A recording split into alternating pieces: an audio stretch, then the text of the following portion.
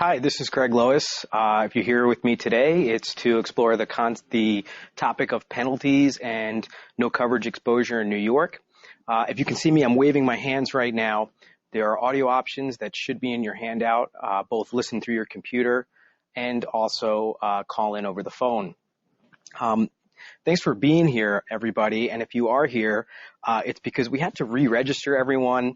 I, by accident, erased this session of the webinar. So just a little quick housekeeping. If you got a new email yesterday that said, hey, you're welcome to the webinar series, that's the reason why. We deleted this entire noon session, which had previously been closed. And so sorry about that.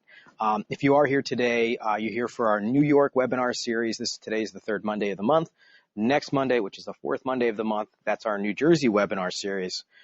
This is a part of our overall outreach that we do for clients and to train our partners all over the place.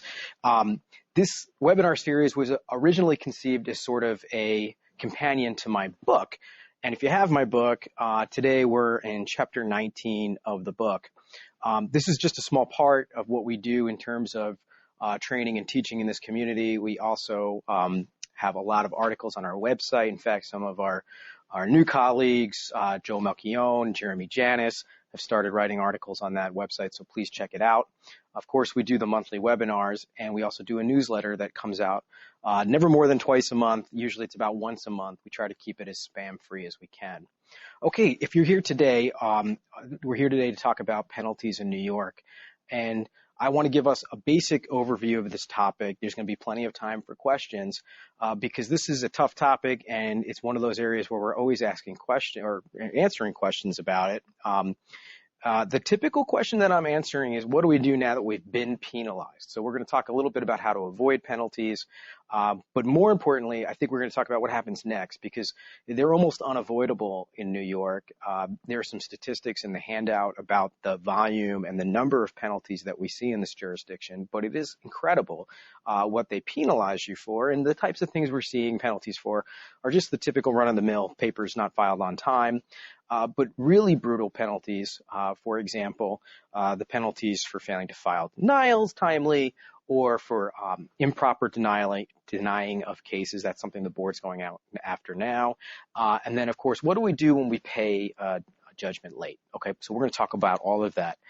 I'd like to encourage everyone to please ask questions. It makes it a lot more interesting to get actual questions.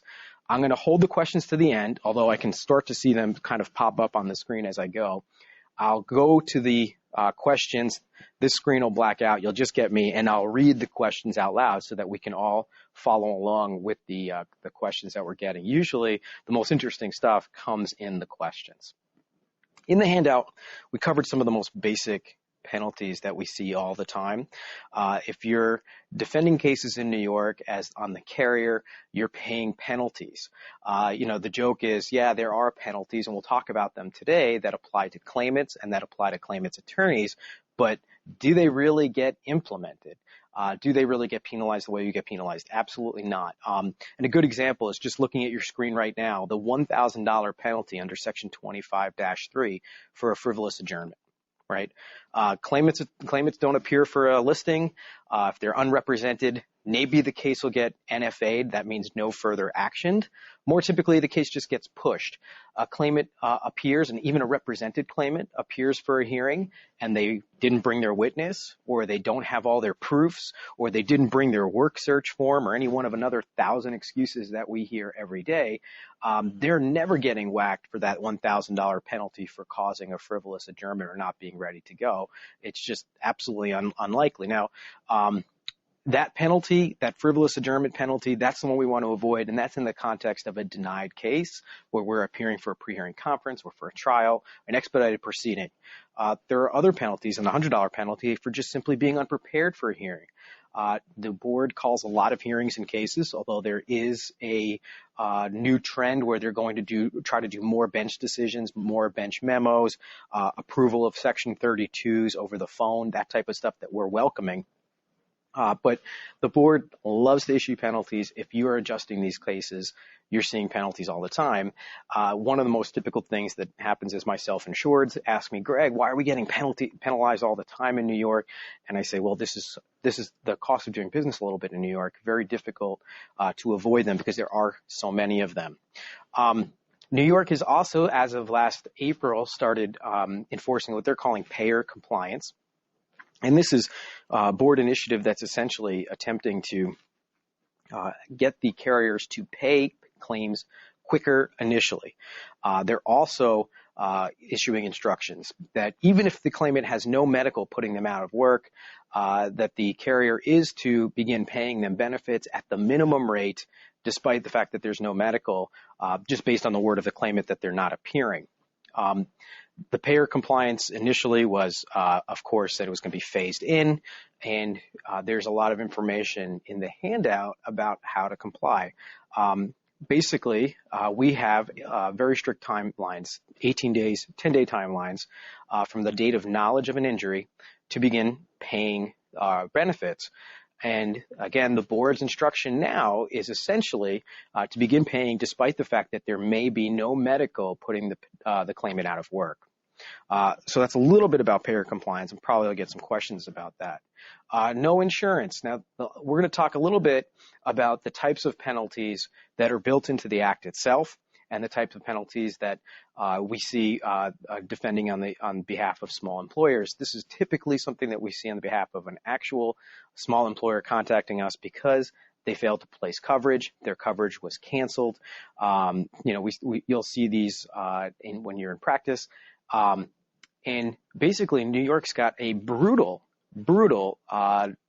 statutory scheme for punishing uninsured employers. In fact, I've been in court defending uninsured employers and had sitting next to me some poor homeowner who didn't pay taxes on his nanny or didn't get workers' compensation insurance on their nanny, and watched them get whacked with gigantic penalties, $60,000, $70,000, $80,000 fines. And the reason for that is the board has a strict statutory scheme. It says basically for every 10 days that you, the employer, do not have coverage, you're whacked for $2,000. So in the case where the nanny gets injured at work and she doesn't know what to do and she finally files a workers' compensation claim and the board investigates, we call that a C-49 investigation because of the form that it's filed on with the board.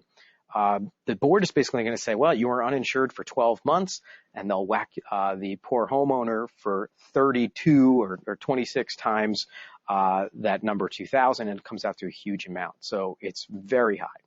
The other side of that is the claimant gets an election of remedies. So if the employer fails to place workers' compensation coverage, yes, they can be claim can be brought under the Workers' Comp Act, and the employer is then directly liable to reimburse the uninsured employers fund or directly pay the claimant for the value of those injuries, any of the medical treatment and lost time. But that's not where it ends. The employee can decide not to go into workers' compensation court. They can take an election out, and instead they can sue the employer directly in civil court. Now, this is extremely dangerous for the employer because their defenses are all barred. The sort of defenses of contributory negligence and assumption of risk are going to be, by statute, they are removed from the defenses. So the employer basically walks into a civil case with a jury sitting in the box, pricing out the value of these injuries directly against this employer. So that's dangerous.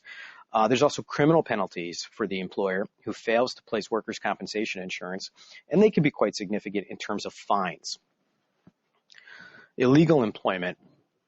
New York, the entire statute was designed after a terrible fire, the Triangle Shirtwaist Fire.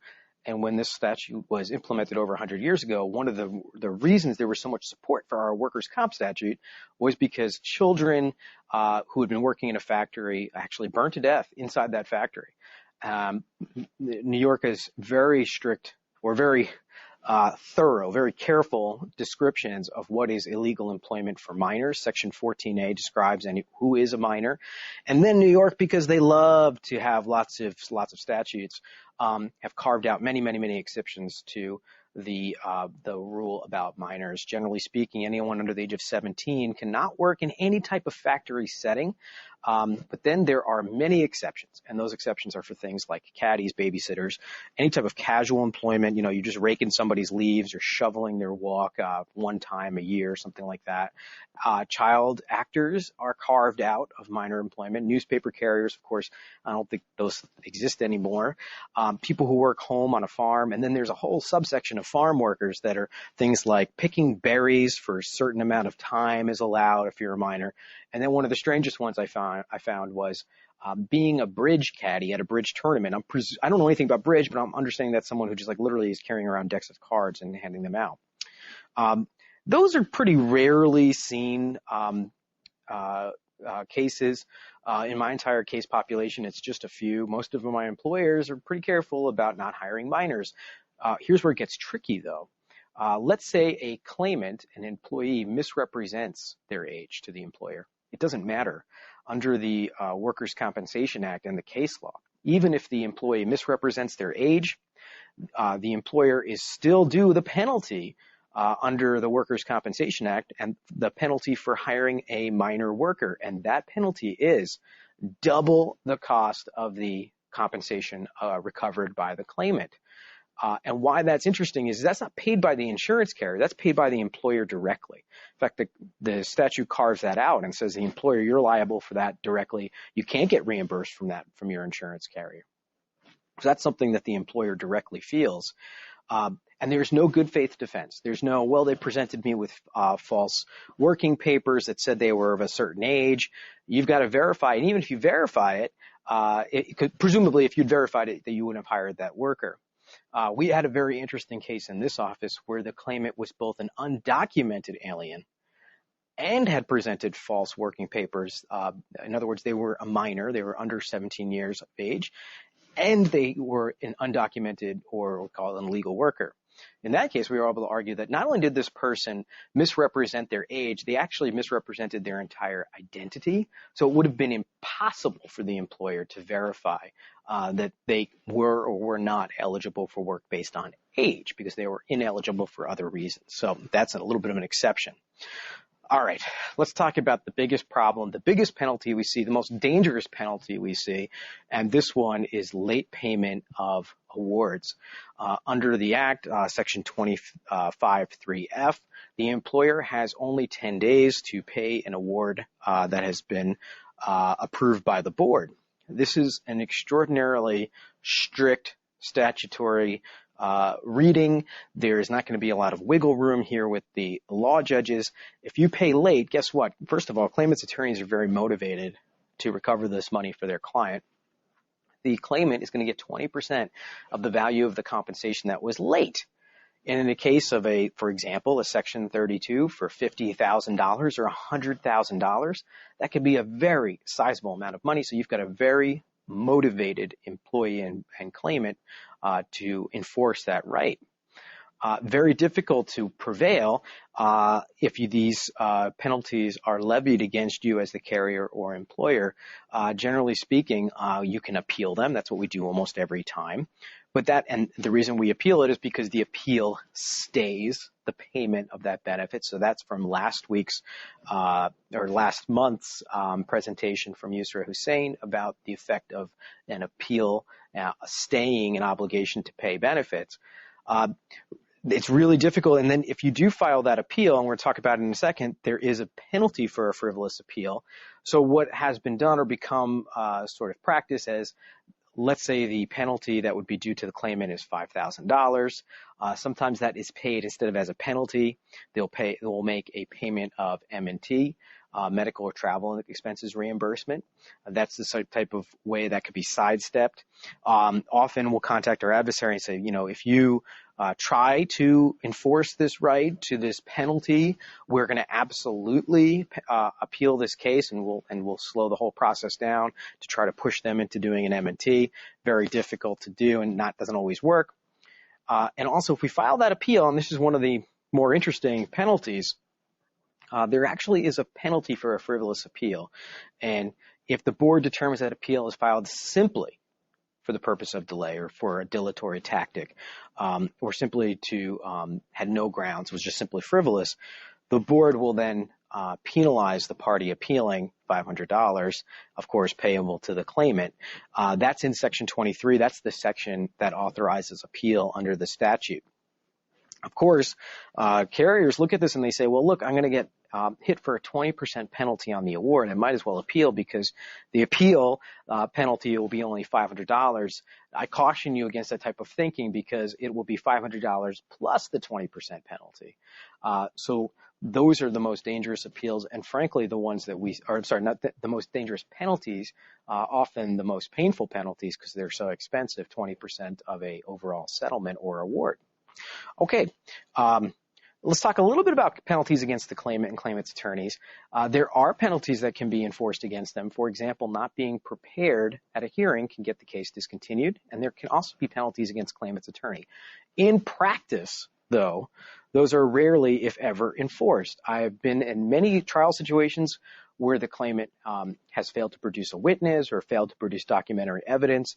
Generally speaking, the judge will not preclude it, will often give the claimant sort of the benefit of the doubt and will allow the claimant to present those proofs again at a later time, which in our case, we would probably be penalized and likely have a decision against us. So in my experience, penalties against the claimant are rarely, if ever, enforced by the board or allowed by the board. Of course, we ask for them. Okay, so those are all of my prepared remarks. Let me go right now quickly and see if we have any questions from the audience. Give me one sec to pull this up.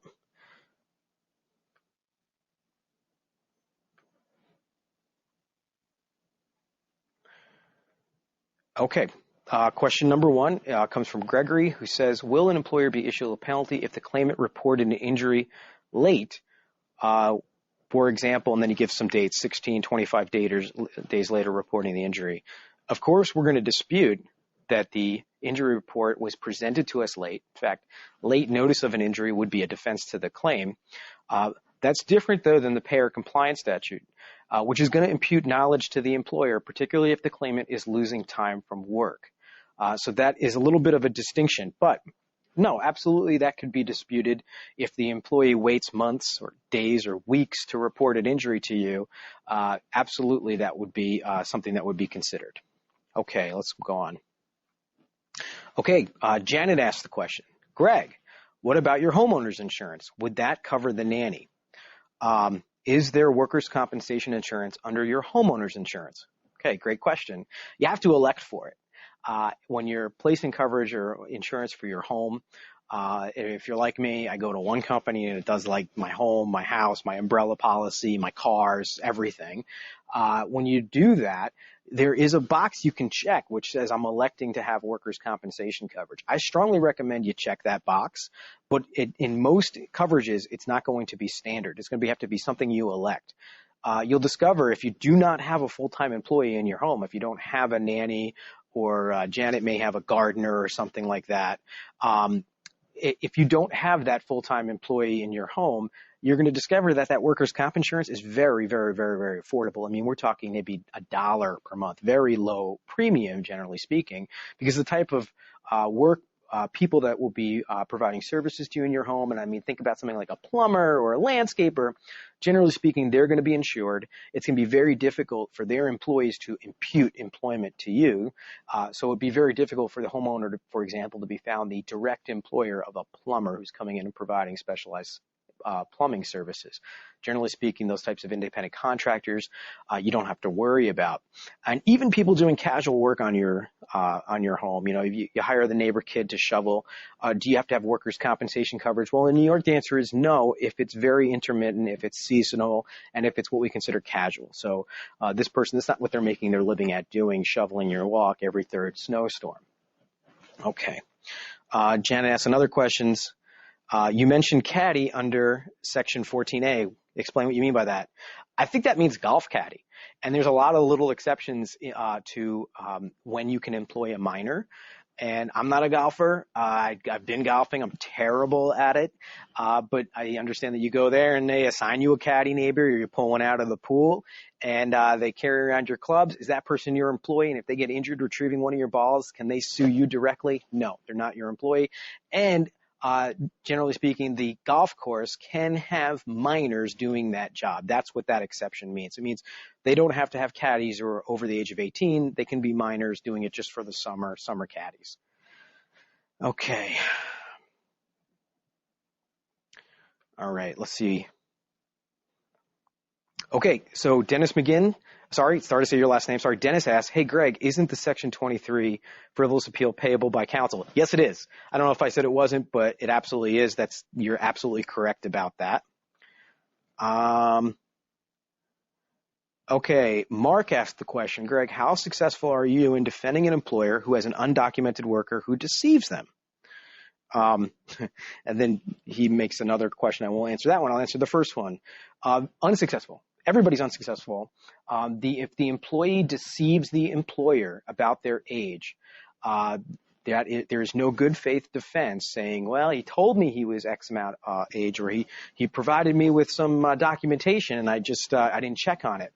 The one time we've been successful is where we had an undocumented illegal employee who both misrepresented his identity, wasn't even the right person, and the age. So that's a little bit of a distinction there. Helene says she likes my Caddyshack reference. Okay, and this is a great question. It's coming from Gloria Jean, who says, Greg, if the state is now saying that you have to pay benefits, I'm going to fix your thing because I think there might be a typo. If the state is now saying you have to start benefits even if you don't have medical, will we still be able to die once we get the medical? Yes. Okay, so the payer compliance instructions have been issued by the state, and they're basically trying to get us to start paying a little bit, even though the person, we know they're losing time, we just don't have the medical in yet. And so the state's instructions are to just start paying. But absolutely, you get that medical in and it says got injured snowboarding, got injured doing something else, we're not paying anymore. In fact, we're going to put the brakes in, and that's probably where we're going to file that Schroy-04, that denial type subsequent report of injury if you haven't already filed a FROI. So if you've already filed a FROI, that just said name I'm paying without prejudice. So yeah, absolutely. Okay. All right, Janet asked a question, which we talked a little bit about last week. Under appeal of a decision, do we continue paying the award? And if we prevail, do we receive a credit for the award paid to date? So typically, no, we don't pay the disputed part of the decision or award when we're appealing. That's the initial level of appeal to the board panel. Once we get beyond the board panel, so we're going to New York's, the appellate division, or the full board, there is no stay on payments. However, in the appellate division, there is a fund which will reimburse us for the amounts that we released or paid that we should never have paid. Okay? All right, and that is all the questions. All right, so let's continue. Hit play. Okay. Thanks for joining us. I just want to talk to you a little bit about next month's topic. Next month we're gonna restart. Remember, this webinar series is supposed to be a workers' comp 101 for the state of New York, and we're going to restart next week, going back to the beginning. We're going to have all different new presenters because, hey, we're a new firm and we've got new attorneys here, and we're going to start working our way right back through all of the foundational topics that led us to where we are today. So please join us next month. Next month, we'll be talking about who is an employee, which is, we got into a little bit of that today. Is the nanny who works for me, or is it my casual employee, an employee, those types of questions. Then in May, we'll get to defenses. And then in June, we'll do what is the going and coming defense. We'll start drilling down into very specific defenses and when they apply. We're going to revisit this. Please remember there's 2 sessions. Please join us next month when we talk about employees, employers.